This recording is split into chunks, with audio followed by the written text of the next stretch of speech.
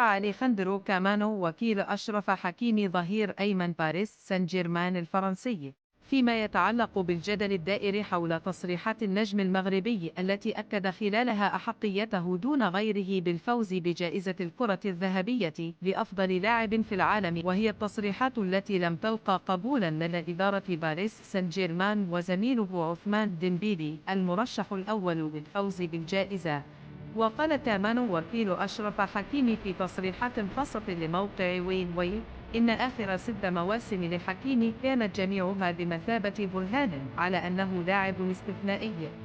وأكد كامانو أنه بالنسبة لحكيمي يعد شرفا أن يتقاسم الجائزة وإمكانية الفوز بها مع زملائه الحاليين في باريس سان جيرمان وعلى رأسهم ديمبيلي، بقوله إنه يجسد التطور في كرة القدم الحديثة الهجومية، حيث منح لاعب الجناح الدفاعي بموقعه وبنزعة هجومية قوة أكبر لأسلوب لعب الفرق التي لعب لها، بل وحتى مع منتخب بلاده.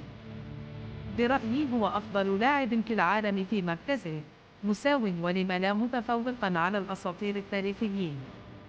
وأردف: يجب أن يشعر جميع اللاعبين الكادحين والمقاتلين وأصحاب الأدوار على الأطراف بأنهم ممثلون فيه، لأنهم أصبحوا أمام فرصة للفوز بجائزة بهذا الحجم. سيكون من الخطأ تجاهل عظمة العمل الكبير الذي يقوم به. واختتم وكيل أشرف حكيمي حديثه قائلاً: حكيمي يمثل جيلاً من المغاربة الذين تقدموا خطوة كبيرة في كرة القدم العالمية، وهذا ليس ضد ديمبيلي، بل في صالح كرة القدم، أن يكون هناك هذا العدد من اللاعبين الذين يمنحوننا السعادة بما نحب كرة القدم.